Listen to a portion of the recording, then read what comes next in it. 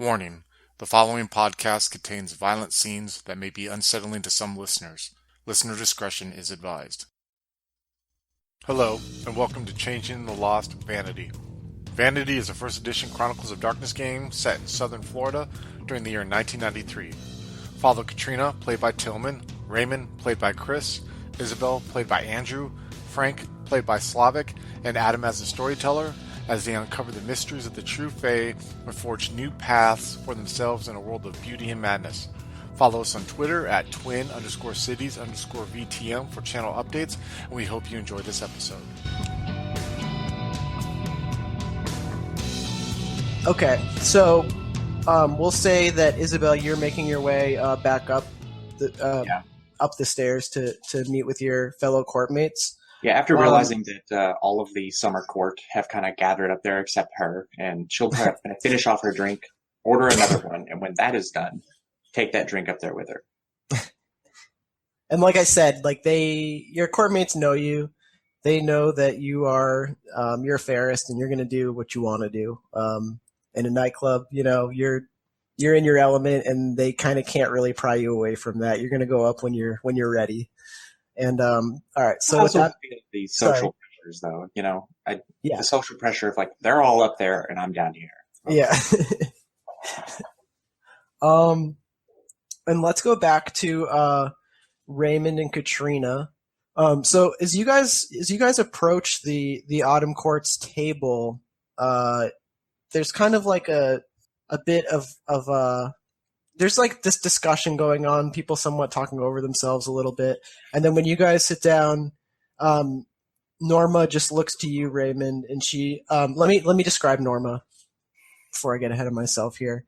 Norma is like I said, she's the leader of the Autumn Court. Every time the court's season comes into effect, they pick like a leader to represent their court. Even though it's not the Autumn Court's reign right now, Norma is kind of like your guys' appointed leader. You know what I mean? She's kind of always just been the leader. There hasn't really been ever a question of would somebody else take the reins, And it's not, I mean, with the Freehold of Fort Lauderdale, there's not really this crazy fight for power and stuff like that. You guys just want the best leader to take control of things, There's not too much you don't hear too much of just backstabbing and stuff like that. It's just, you guys respect her. She's a good leader. She's a fair leader, and she values you guys greatly. Like I said, she's been to some of Tillman's tournaments. She's interested in the success of your business, Raymond. She does want the best for you guys. Her appearance, she has the appearance of a 30-year-old woman. She's very, very slender. Her Fey means isn't very distinctive. She still looks like very close to mortal with some things that definitely stick out. Her skin is just completely pale white, like a doll almost, like porcelain. And her eyes are just these completely black pupils. She doesn't have any white any whites. It's just these black eyes on her face, and she has this incredibly straight black hair that goes down to the mid back, and it's down at the moment, and she wears these kind of thicker black glasses. She kind of has this appearance of a librarian or maybe just a secretary, type of style. The type of clothing she's wearing is just a female's button-up shirt, a blouse, and it's black. And she's wearing this black skirt and black stockings and black shoes. She wears jewelry that is just different charms and symbols with no real meaning or significance. They're just decorative little charms, talisman type of things. and you can see this look of distress on her face. And before Raymond or Katrina can even sit down, she just looks to you, Ray, and she goes, Charlie's not here. You guys haven't seen Charlie, have you?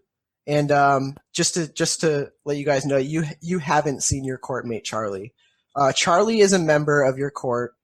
He's a really young guy. He's about nobody knows what his actual age is, but you would guess he's probably 17, maybe no older than 20 years old. He's practically a kid, and he's been having an especially tough time lately. He's part of a motley. A motley is like a group of changelings. It's like the equivalent to like a coterie in Vampire. It's a group of changelings who, they've grouped up for whatever reason. He's part of this motley called the Crow People. The Crow People, it has members from all different courts. He's the only Autumn Court member of the Crow People, but there's a member, there's a member from each of the courts as well as a courtless member. And these are changelings who all had the same keeper during their time in the hedge. It's a true fae that they call the Big Crow. And you guys have, they haven't really gone into, they're like somewhat of a private group of people. He's a member of your court and you know him, and you have a decent relationship with him, but his relationship with this group, the Crow People, is kind of his main association. People that are part of this motley are somewhat, their loyalty is to each other, because they have all experienced this insane experience together.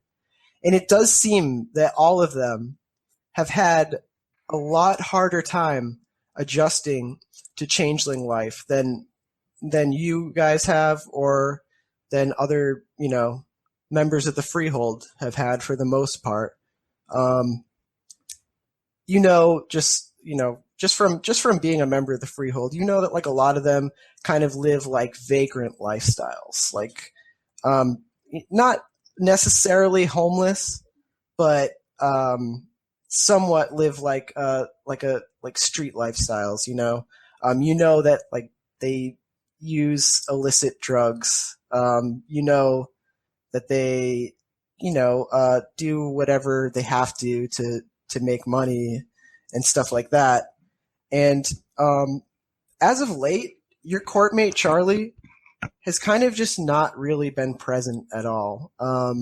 He hasn't really showed up to any of the kind of court dealings that have gone on, and Norma is greatly worried about him, because she was worried about him to begin with. It seems as though his clarity is slipping.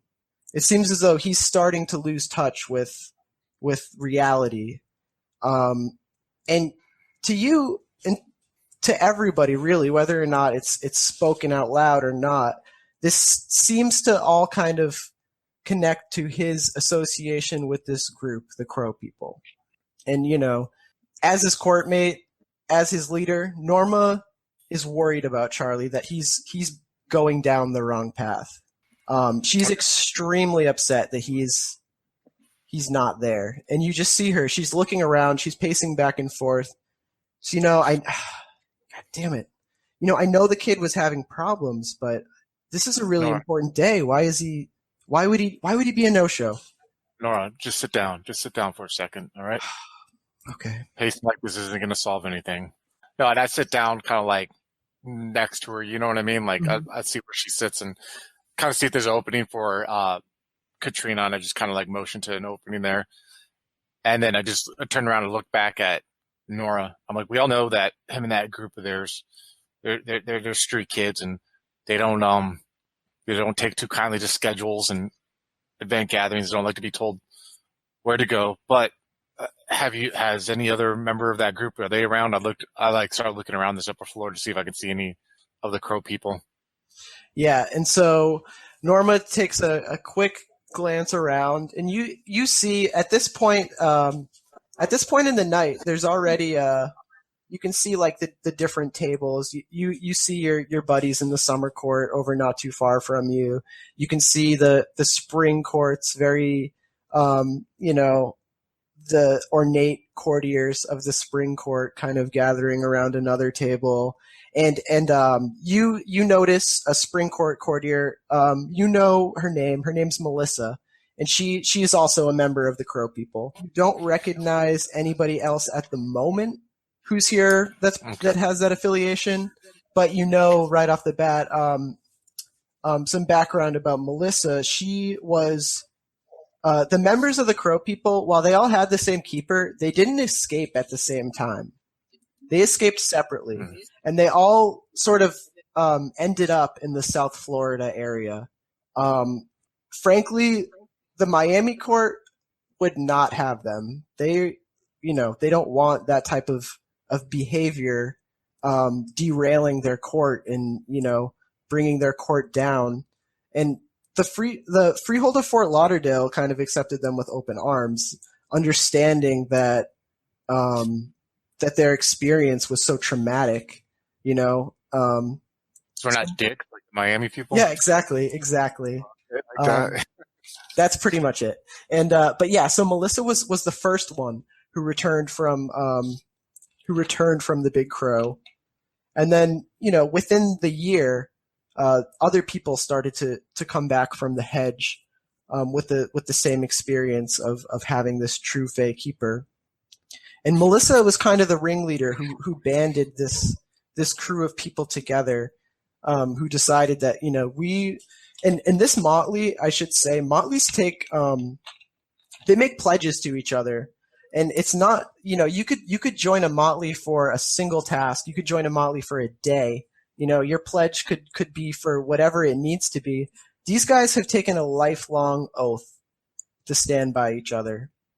Oh, wow. Even court affiliations even court affiliations can change. You can decide that you are more of a winter guy than a spring guy now, and you can change courts, and that's not unheard of at all. People change, the seasons change, and that's what happens. But these guys have taken an oath to each other that they will stand by each other for life. And so, yeah, you see Melissa across where the other spring court members are. Melissa is a slender female, early 20s. I'll start with her Faymeen. Her Faymeen, the way she looks as a changeling, she has this. She's a fairist. You would be able to know right away that she's a fairist because you have a decent knowledge of Fae stuff. Isabel is, right? Yeah. Okay. And it's what Katrina is actually. Katrina, they're both fairest. Okay. Yeah. So you recognize her. She's a fairist. She has this pale green skin that is still somewhat flawless. Like it's just completely smooth, not a wrinkle or blemish, not a single hair. It's just smooth, like a drawing of a person or something like that. And she has this curly. It's really. It appears to be hair, but you see that there's vines and there's flowers that somewhat are growing out of it as well. Kind of almost like a wreath. It just has like these seems like intentionally placed like flowers coming out and branches and thistle, and the way that she's dressed, very underdressed for this type of gathering. She's wearing like a t-shirt with the sleeves cut off. She's wearing shorts with the pants with the legs cut off, and she's got these beat up tennis shoes on.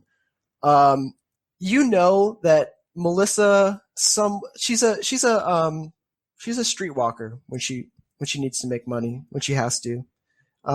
That's just something she does. She'll take money. She'll get money any way that she can, and she sees no problem at all with doing that. Yeah. It helps her, maintain the lifestyle that she lives. it gives her the security to protect her courtmates. She feels like she can, she's strong enough to defend herself and doesn't really worry about the dangers of it. So that's basically what you know about Melissa. And I want to say that also applies for you, Katrina. You know what Raymond knows about Melissa as well. Nora, just have yourself a drink. Me and Katrina here will go around, speak to some people, see what we can find out. This isn't the first time that he's done this. And it actually isn't the first time that he's done this. Yeah. Charlie will disappear for a week at a time, days at a time. Never been more than 2 weeks. But the members of the Crow people, they have what's called a hollow. A hollow is basically a part of the hedge that people clear out so that they can live in. I should also say that changelings can enter the hedge through any doorway. If you choose a random opening or doorway to enter the hedge through, you're going to end up in a random spot. But people who have hollows, they're able to make it so specific doorways are always going to go to a certain place. So that they have this hollow that a lot of them will occasionally live in. And Charlie, you know this, on occasion he'll slip into the hollow, not come out for maybe a week, not come out for maybe a couple days. And with what you know about changeling life and what it means to be a changeling, too much time in the hollow, in the hedge, degrades the clarity. It furthers your disconnect with humanity. If you spend, it's safe to spend small amounts of time there. Maybe if you spend your nights there and your days somewhere else, you may never, feel the effects of it. But people who just only spend their time in the hedge, they feel it. They start to lose touch. And that he's done this, a few times, and he usually bounces back. And, you guys take care of him. He's a kid. He needs people to look out for him.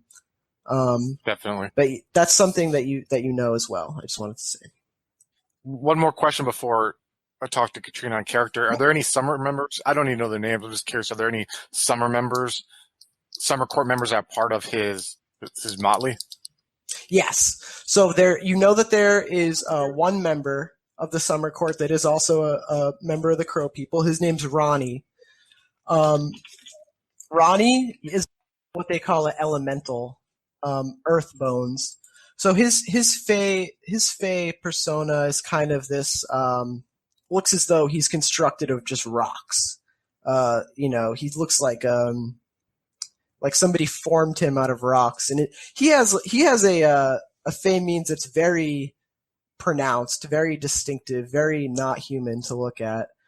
His whole face is kind of asymmetrical, with different crevices and different, it looks as though he was just not carved out of rock, but he's just so for example, we have this thing in New England, or we used to, I guess it doesn't exist anymore.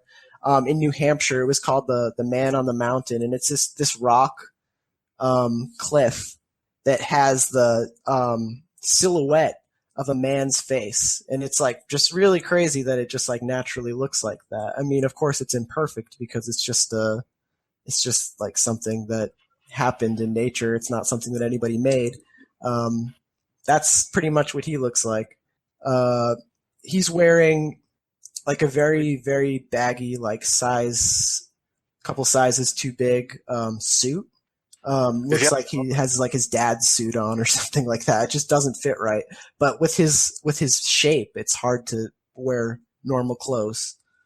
Is he at the club now? Yes, he's at the club. You see him. He's sitting with the other members of the summer court, or he's standing rather. He's kind of he's standing and leaning while the other summer court members sit.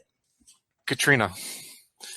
First I'll look at Norm. Norm, Katrina and I will try to find out what we can. Just have a drink. Quit pacing. You're making me nervous. And I just kind of gently try to smile her. And I just offer my hand. I stand up and offer my hand to Katrina to help her out of the chair. I take it. I'll offer her up and I'll walk 5-10 feet away just to be out of hearing range from Nora. I'm listen, we can see what we can find out where Charlie went. I mean, I do worry about him, but this is par for the course for him, obviously. Yeah, kids always gets in trouble. We all deal with it in our own way. But I'll go speak to Emmanuel, and could you do me a favor and could you go speak to Melissa? I think she may be more comfortable maybe speaking to you. Maybe I can try. I'm going to talk to Emmanuel. I'm going to see if he can get that young one of his, if he can get Ronnie there to fess up. I don't feel comfortable speaking to Ronnie one-on-one. I don't think I'd maybe get a straight answer, but I think maybe if I have Emmanuel helping me out in this, maybe we can get more of a straightforward answer there. Yeah, let's try that. Okay, sounds good. Okay, so so whoever's scene you want to handle first, or if you want to go to the other two guys, that's just my plan of action now, is to go talk to Emmanuel. If she chooses to, go speak to Melissa. Okay. I want to do your scene with Emmanuel first, but I want to start it with so Frank and Isabel. You guys see Raymond, member of the Autumn Court, who you are familiar with, but you've probably talked to him a few times, but you guys aren't like you guys are acquaintances more than friends. And so you see Raymond kind of making his way towards the summer court, and then do they know my reputation with the summer court by chance? So that's good. That's definitely worth mentioning here. So you have court goodwill with Summer, rating of 4. So you have like a really you're really respected by the summer court. Really quick, I just want to see how that is going to come into effect with your interactions with them right now. I think it gives me some bonus dice if I'm rolling. Yes, it definitely. I think one bonus dice for each 2 dots. Yeah, okay. Like that. So 1 bonus dice per dot, which is like... Oh, wow, is it per dot? Good. I thought for every 2 dot. Okay. Did I read that right? Let me look at that again. Court goodwill adds the dice pool for social interaction. Each 2 dots. Each 2 dots. Okay, cool. Yeah. I was about to say 4 dots. Holy cow, dude. I know. I just glanced over it, and that's what I read it as, and I was like, "Damn, that's a lot." But I'm not gonna stifle. No worries. I would like to keep it to like we said in the character creation session, where people don't quite know why I have a good reputation. Only like a handful of people. I'd say maybe Emmanuel and Nora. I said only a couple people know about what it was like for me when I was out there. Yeah, I haven't definitely. told anyone. And the rest of us just kind of respect because they respect you. So. Yeah. Kind of like, and it's almost like I would say if people are curious, they would just kind of be like, because I'm an unassuming figure, you know what I mean? I'm not like whatever, but they kind of like, maybe if someone's ever been like, who's that pussy looking dude or whatever, they'd be like, oh man, I heard that guy's nuts, but they don't know, you know what I mean? No one's ever heard of why or whatever. It's just kind of like, not nuts, but you know what I'm saying? Like there's certain people and they just know, kind of thing, you know what I mean? But never to be clear out why, So as you approach the summer court's table, they immediately are giving you pleasant greetings. Say, Raymond, nice to see you tonight. Emmanuel stands up and he'll extend his hand to you. I shake his hand, and he does that thing where, like, when you shake somebody's hand and he puts another hand around the hand that you've extended to him to make it like just a really warm, welcoming handshake. And to be honest, like that kind of politeness and warmth coming from people makes me feel uncomfortable. You know what I mean? Not like I don't like it. You know what I mean? I just feel like I'm not worthy of that. You know what I mean? That kind of thing. I'm not sitting there like, oh, look at these people. I just kind of act a little humble about it. You know what I mean? Yeah, absolutely. Do you mind if I have a seat, Emmanuel? I hope I'm not interrupting. Of course, you're always welcome at our table. And he motions for another of the summer court members to grab an extra chair for you. And without any words, a member, it's actually you know him as Eric, and he is actually a fairest dancer as well. He's a really physically fit person. He's really big and looks very, very manly, but he has this very feminine way that he carries himself, his mannerisms and the way that he moves and the way that he walks is very I don't know, it has like a more gentle, more delicate quality to it. Okay. It seems weird that somebody who is like really big and kind of just looks like this tough, imposing figure is actually like a fairest, dancer. And so his fey means he has like this bluish color of skin, and it has like this strange kind of textured quality about it, almost like ripples, almost like a mask that kind of moves when he talks. And he has this like really, really his hair is blue and long, and it looks like it's made out of these like wires or like fibers, not really like human hair, like maybe like a wig or something like that just looks like absolutely synthetic. It's just this like material that just kind of goes down to about like mid shoulder, and he has it like all brushed over to one side. It's kind of just like swooped over, and his choice of clothing is a white blazer, very fitted, very like precisely, fitted and chosen to match the pants and to match the shoes and to match the tie and to match the pocket square. You can tell he's somebody that takes great pride in the way that he looks and stuff like that. And he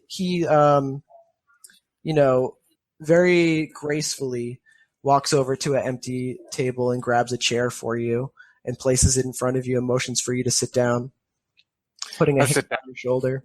Well, thank you. I gotta look up at him. I don't like contact. You know what I mean? Like I'll shake hands, it's fine, but like intimate, you know what I mean? Like that, like my guy is not comfortable with that at all, And it's like you said, like only Norma and Emmanuel really know like what your deal is. Like these guys don't really know. They just know that like, yeah, like you're cool with the summer court. Like no, that's Raymond. He's down, but they don't really know like much about you. They just know that you've proved your loyalty to them for something, and for that they're always gonna extend their kindness and their support to you, but they really don't know Raymond that well, Yep. Hopefully it stays that way. So I look at Emmanuel and I'm like, next round of drinks on me, or are these all in the house with you? Oh, of course they're on the house. Listen, members of the Freehold drink for free tonight. I'm sure it's a big day for us.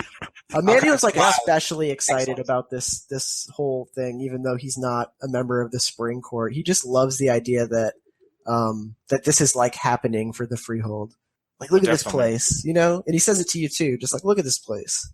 Isn't this beautiful? Yeah, it's nice. Did Isabel say something? Were you saying something, Isabel? Or? Yeah, I smiled and said excellent when he said that the drinks are on the house tonight.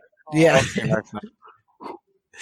Yeah, it's a really nice establishment. Really not my my type of scene, you know what I mean? But I can appreciate for what it does for the Freehold here. I hate to interrupt the celebration and everything that seems to be going on here, and I'm sincerely apologize for it. And I look at all the summer member court members that are sitting around. I'm wondering if maybe you could help me out. There's a member of my group. Charlie, he seems to be palling around with Ronnie, one of your folks there, and I thought maybe I'd go talk to Ronnie on my own, but I didn't want to overstep because we're trying to. Nora's a little worried about where Charlie's at, and I was wondering if maybe you could maybe help me get some answers from your guy there. Like I said, I don't want to overstep bounds. I don't want to impose on your authority at all with your court. I'm just wondering if I can get some answers looking for this young one of mine. And Emmanuel looks to Ronnie, and he just immediately says, Ronnie, you go talk to Raymond. Tell him everything he needs to know. Don't hold out on this guy, all right? He's important to me, and he's looking for one of his own, and I want you to help him if you know anything. Just very, very like very stern, just like, listen, don't bullshit him. Like, if you know something, tell him and excuse yourself. He politely stands up and motions to, maybe talk to you aside for a second. Thank you again, Emmanuel. I appreciate it. And I hope you guys enjoy your evening. And again, I'm sorry for interrupting your conversation here. And I kind of walk forward to head towards Ronnie. Yeah, I'm sorry to have done that, Ronnie. I hope you don't take offense to that. I know that you and Charlie and your group there are really tight, and I understand why. I understand that we all have our own ways of dealing with some of the stuff that we have gone through, and I understand, and I can even appreciate in a way the bond that you have with each other. All I'm simply asking is if you know anything about where Charlie's at the moment, because some of us do care about him as much as you guys do, in our own way, and any help would be appreciated. You see, he's kind of just he's trying to just giving you like this look of just he's not really sure what he wants to say to you at the moment. Can you give me a manipulation and I'll let you pick the social skill that you think would apply to this situation. I would say, I mean, what am I trying to do? You're just trying to get something out of him. So I would say maybe socialize, or I would say information of him. I would say maybe subterfuge, or no, subterfuge is hiding, right? I guess it really depended on what do you guys think? I would think it'd either be empathy or intimidation. I don't want to go intimidating with this guy. I feel you know like what I mean? intimidation is like a very specific route of conversation where you're gonna sort of threaten something, or imply something. How's his demeanor towards me? Is it like he wants to nervous? tell? Nervous. Okay, so I don't want to. So I'll use empathy. Can I use empathy, manipulation, yes. and empathy? Okay, and that's going to be +2 because he's a member of the Summer Court, and you have Court Goodwill of 4. So I got 1 success. Difficulty 8. I got 1 success. Okay. So he's going to tell you. Charlie's been at his fucking house for the past 2 weeks, all right? We've been trying to get this guy out, and I don't know what the fuck his deal is, but he's basically turning his back on all the members of his motley by acting this way. It's just frustrating to me. I've tried to call this guy every day of the week for the past 2 weeks, and he's just hiding out at his grandma's house for reasons that he will not explain. He's gone so deep into the hole with the crack. I'm worried about him, and I'm not the type of person to worry about this kind of thing. He's just leading himself down the wrong path, and I don't know what his deal is. It's like a light switch just changed, and he's just not the same anymore. He's been, Have you spoke to him? I've tried. I went to his grandma's place, and I tried to go talk to him. He just doesn't want to see anybody. Did you see him? Did you literally see him? I saw him. Yes. He's here. He hasn't left town or anything like that. He's around. He's just holed himself up, and he won't tell us what's going on. I mean, no offense to you. I know you guys are court mates, but me and him, you survived similar situations. I understand that. Yeah. I get it, and I understand that. I can't relate, but I'm sure it builds a bond that is stronger than any bonds that we hold as a court or as a freehold here. But I do worry about him. I worry about every single person in this room in my own way. Yeah, me too. Hey, listen, if you find anything out about him, tell him that Ronnie was looking for him, and I'm pissed, all right? I worry about this guy. He's just a kid, I'm supposed to be looking after him. He's one of my own, and I just can't even talk to him. I think the more that we keep calling him a kid, the more we're going to empower him to do things like this. We need to stop calling him a child. I don't think any of us who survived what we survived are children anymore. And the more we keep calling him a child, we keep giving him an excuse to act like one. And Ronnie just kind of looks to the ground in like a disappointed look, and he's just like, he's too young to have to deal with this type of shit, man. It's just not right. It's just not right. none of us deserve this, but, I hate to say it, but he is just a kid, I think I'm going to go head over there. A matter of fact, I might just do that now once my friend is done speaking to whomever she's speaking to. I don't enjoy scenes or environments like this, to be honest with you, either. I really can't blame him for wanting to seclude himself. There was something peaceful in that. But I appreciate it. Thank you. Don't worry, though. I'll let you know what I find out. I'll let everyone know.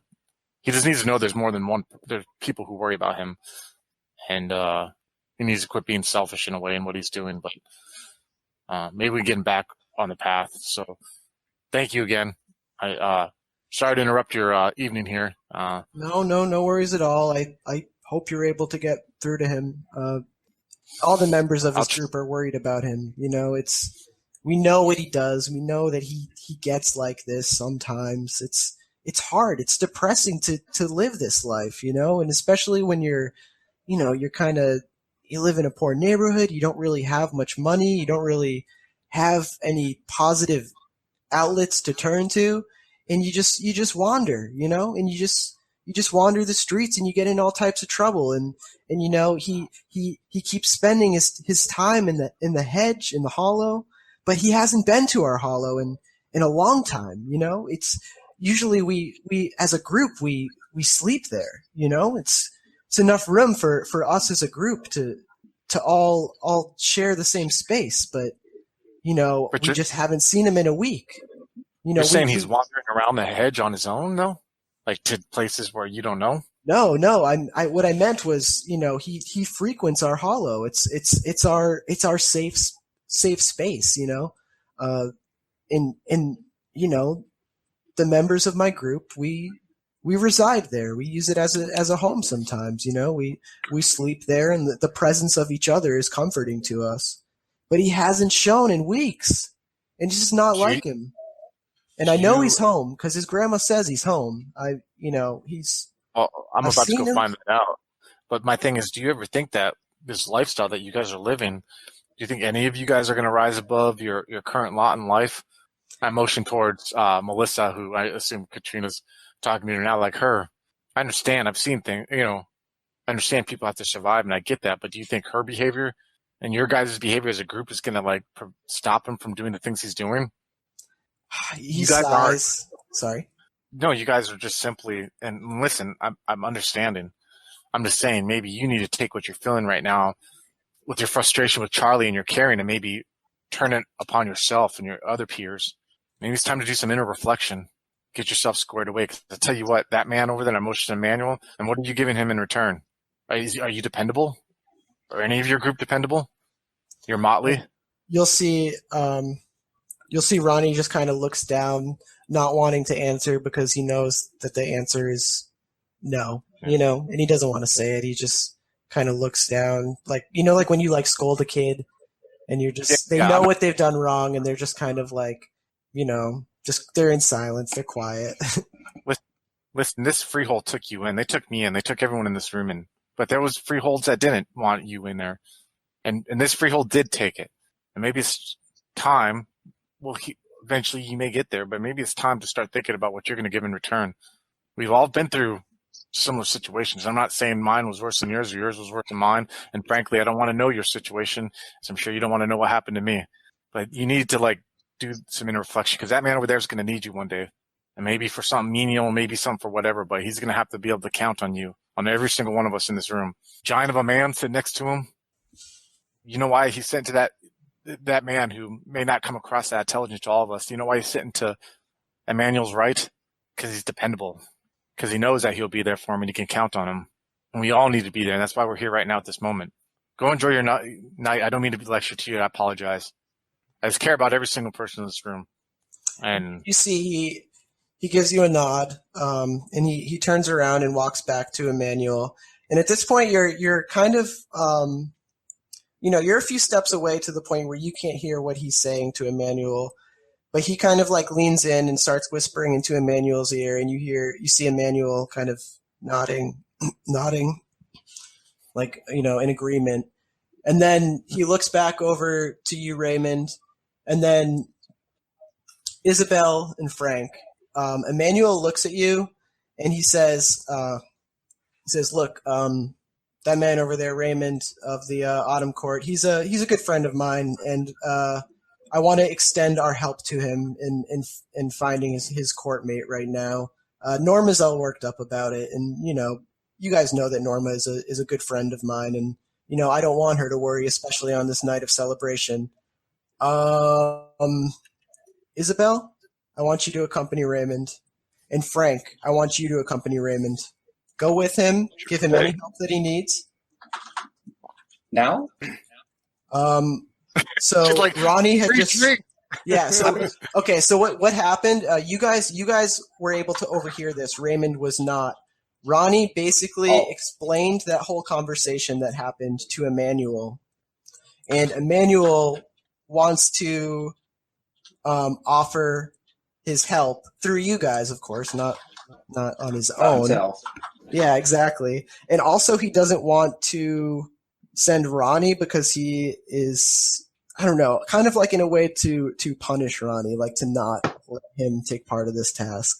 It's just like Teach him a lesson. yeah, and He's it's like unreliable. the way that it works in the summer court, like in the summer court, it's like people are trying to go on tasks for Emmanuel. He's the king right now. Like it's people want to be in his favor right now, and to just be dismissed for this task is something that kind of burns Ronnie a little bit, and you can see that. And he sits back down in silence. Sorry, go on, Andrew. Yeah, I just was in character. Like now, like she's like really now, like tonight of all, like we got all this stuff going on. You want us to go now? That's the kind of like she's trying to portray all that emotion into one. Yeah. Now. I mean, yeah, it's he kind of is stepping on your good time right now. But he's like, all right, listen, get another drink. When these guys are ready to go, you go with him, okay? Listen, I need you to do this, all right? I trust you. Okay. I was hoping to have a good time tonight. But all right.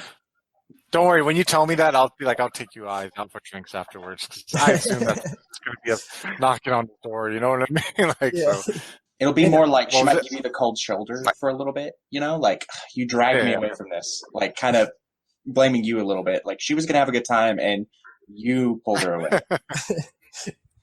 Yeah, are you gonna come up? Are you gonna come up to me before Katrina comes back, or are you just guys gonna sit there and wait till like I look like I'm leaving, or what? It's a good question. I think I would wait until you're like, all right, let's go, and I'm like, all right, fine. Yeah, 'cause I don't even know you guys will be coming with. I'll be surprised when you guys come walking up and like we're coming with. I'll be like, oh, okay. Yeah, like out of character, really quick. So Tillman, Katrina still hasn't like talked to Melissa yet, which was something that I think you guys were going to do before you set out.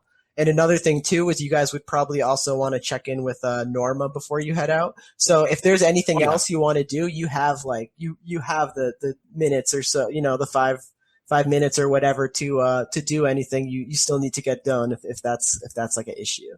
Yeah, no, I'm just gonna wait till Katrina's done, and then I'll go speak to Norma. Let her know that, hey, we're just going to go take care of this right now. It'll give me an excuse to leave, like a nightclub kind of scene, which I don't like all like the flashy women it reminds me of when I was being fake and did that shit in the 80s, you know what I mean? So I just, Absolutely. And so Katrina, you make your way to the, I'm sorry, Slavic, were you going to say something? I'm sorry. I feel like you were about to say something. So Frank is going to ask everyone before he has to leave, and, Manny said that we should get one more drink or something. If he's just gonna ask everyone if they want something, and then he'll just bring it up. Yeah, the table requests of you another 2 pitchers of beer, and this is like I don't know. This isn't really like the pitchers of beer kind of establishment. It's not like a sports bar or anything like that, or just like a like a manly type of bar where you just get some pitchers with your dudes. It's like, but yeah, like they request that, and they assume that you're going to ask for that and get that, and they probably I would have some old pitchers back there that they can accommodate you with. I would tell him my specific drink. Yeah. And I'm just imagining like a very complicated drink court. No, I'm just kidding. Probably just another Cosmo, right? Yeah.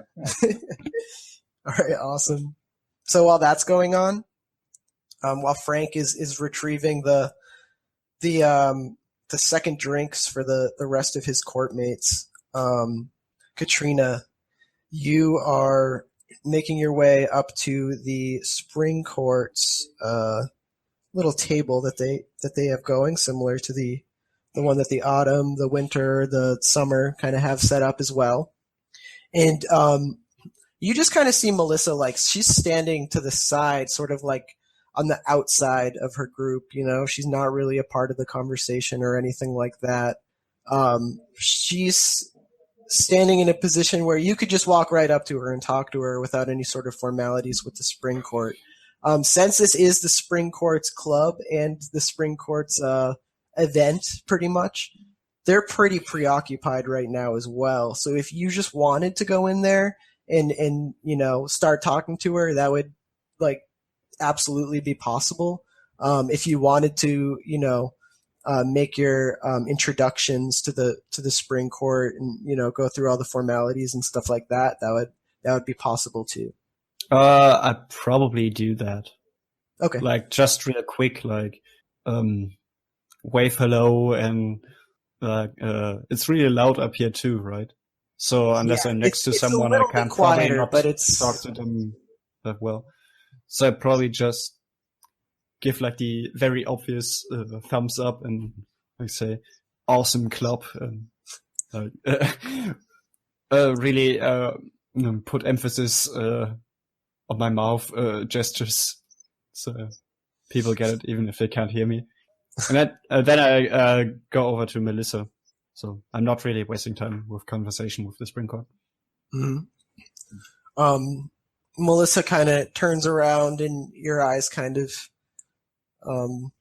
you kind of catch each other's eyes, and she has this sort of glazed over expression, like she's intoxicated or you know, or drugged or something like that. It's just kind of like this blank stare and these kind of staring eyes that are just, you know, not very, very responsive. And she just sort of looks at you and says, "Hi." Hey. Katrina, right? Yeah, that's me. You okay? Yeah, I'm Katrina, fine. Why do you ask? Probably panics a bit with her look. Like, she grabs behind her, like, next best spring court guy or girl she can get a hold of. Yeah. Like, look, we have a situation here, without saying anything. And so another spring courtier kind of turns around as you grab her arm. You know her as Jenna. Jenna Reed is her full name. And she turns around and, you know, you say like what you just said, like, I think we have a problem here. And she looks at Melissa and, you know, just kind of is like, what? Like, this is nothing out of the ordinary. Like, that's Melissa, man. Hey, the Autumn Court has a crackhead. They might as well have a heroin addict, right? We all get one. Hey, we all have our poisons. We all have our vices, especially the crow people. They don't know about moderation or anything like that. They get fucked up like whenever they want. And you guys know that. You guys know that they're like, just some more like aside about the crow people. You guys know like their reputation and stuff like that. And within their own courts, like, I mean, not necessarily in the case of the Autumn Court and not necessarily in the case of the Summer Court, but people who are higher up in the court worry that the crow people is going to kind of weaken their strength as a court, you know? Like, we have these fucking runabouts who are just, you know, living on the streets, getting high, you know, being very careless with how they interact with the hedge and stuff like that. And, you know, these are people that we're allowing to be court members in our court. They're weakening the bonds that we have with each other. Yeah, she looks at you like nothing's really out of the ordinary with that. Just like, you know, she probably says something sly like, yeah, she probably had a few before she even showed up. Katrina's taken aback for a little bit. This seems out of line to her.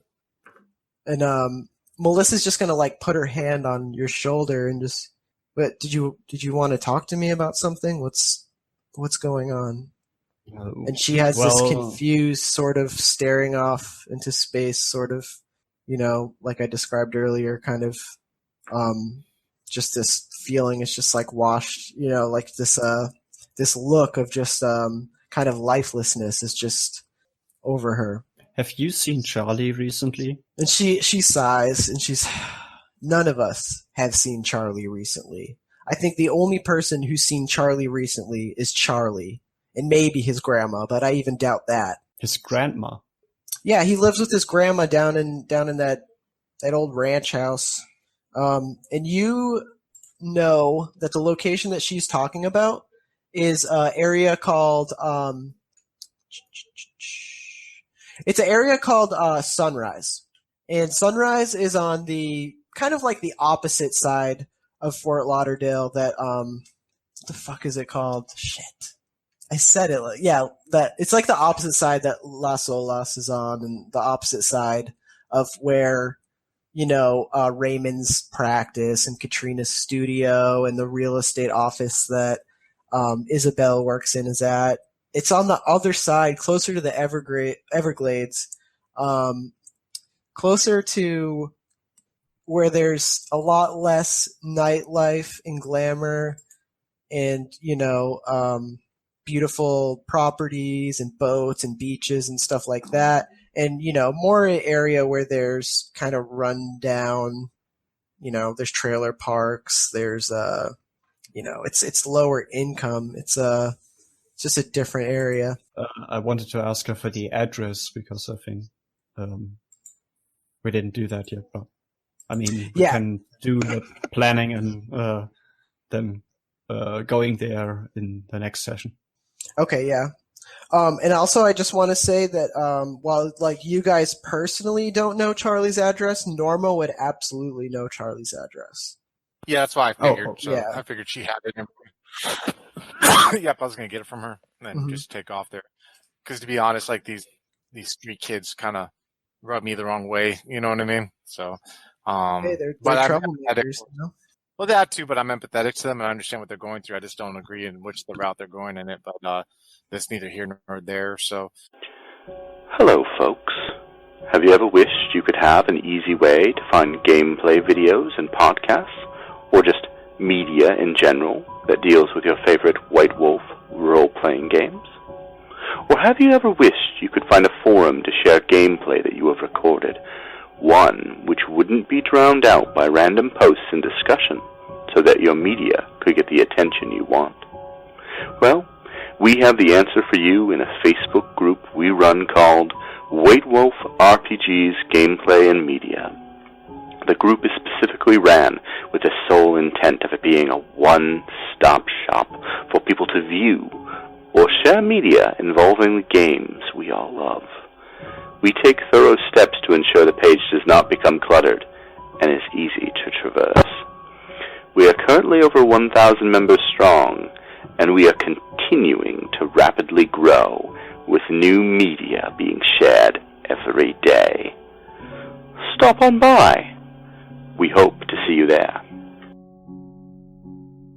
High Level Games, the industry's first choice in taking your games to the next level. We are a podcast blog and new media network at highlevelgames.ca. We have blog posts about all of your favorite games going up 5 days a week, and a podcasting network with actual plays and shows that discuss role-playing games, with more rolling out all the time. We are on iTunes, Twitch, and YouTube. Find out more information at highlevelgames.ca, a site that certainly isn't controlled by a shadowy board of directors of otherworldly origin. That's highlevelgames.ca. Please, help. They're coming.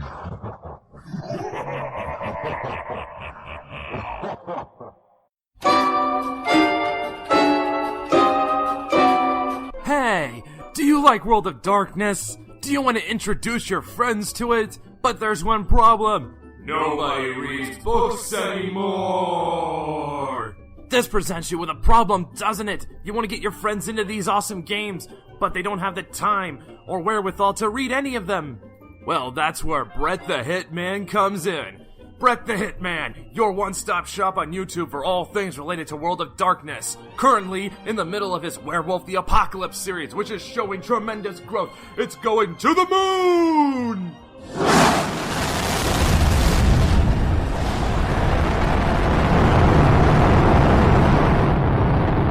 That's right, watch Brett the Hitman and you will get style, flair,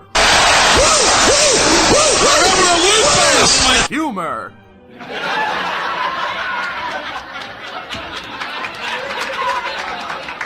and of course some dank meme magic.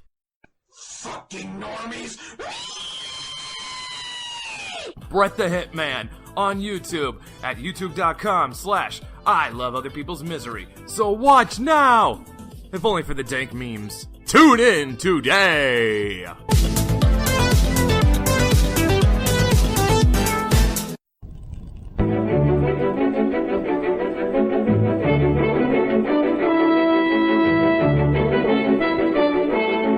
The Los Angeles metropolitan area is constantly growing and changing.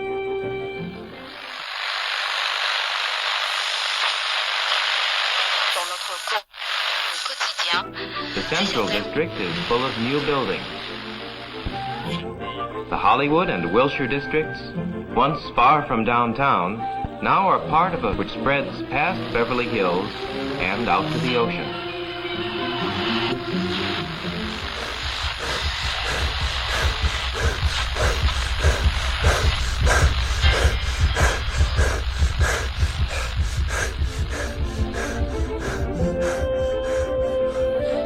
But why is all this going on in Los Angeles?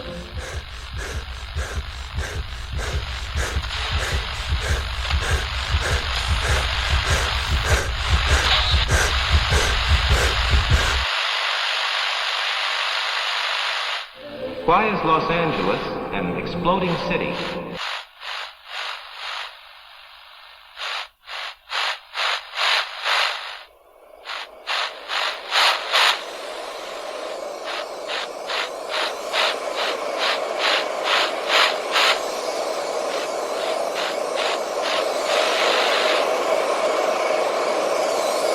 Neon Masquerade. The Demon's Mirror. 13 Candles. 3 Chronicles running through the undead veins of the City of Angels. The Esoteric Order of Roleplayers Actual Play Podcast invites you to drink deeply. Go to eorpodcast.com and search the Duets tag to find out more.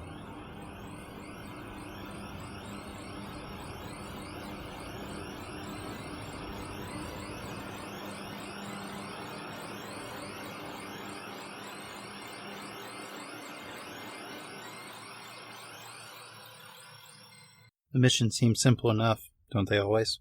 Simple sweep and flush out operation. We loaded them up in a hazmat tanker in Montreal and shipped them to a downtown warehouse in the Valley of the Sun. They would have been in and out in a few nights. Well, we wouldn't be telling the story if it all went as planned, would we? I go ahead and I pop quietest. Alright, yeah, I'm gonna run at him and do a sweet spin kick and knock his head off. We're waiting to see whether or not the abomination kills us. Shufflehead Chronicles is available on the Critical Hints feed. Search for Critical Hints in iTunes, Google Play, or any other podcatcher. I don't think this is how. No. Hi guys, I wanted to let you know about my YouTube channel, the video journals of Mike Bailey. Mike Bailey is a character I play in a live-action vampire game called New England Nightmares, which uses the new By Night Studio rules for Mind's Eye Theatre. The Chronicle's set in the city of New Haven, Connecticut, and we run on the third Saturday of every month in Southington, Connecticut. Most of the credit for the stories told in my journals comes from the plots developed by the amazing storytellers who run my game. So the videos on my channel are basically an in-character video logs of the newly sired Ventrue Mike Bailey. They follow him from his days as a naive mortal, to his violent embrace during the Anarch Revolt in the City of London, and on to his arrival on the shores of New Haven. The journals show Mike trying to come to terms with his kindred nature, his powerful but impure blood, and his attempts to hide his past from other members of the court of Prince Lucius. So I put out updates every 2 weeks, and I love feedback and questions, so check out my channel, subscribe, and leave me a comment.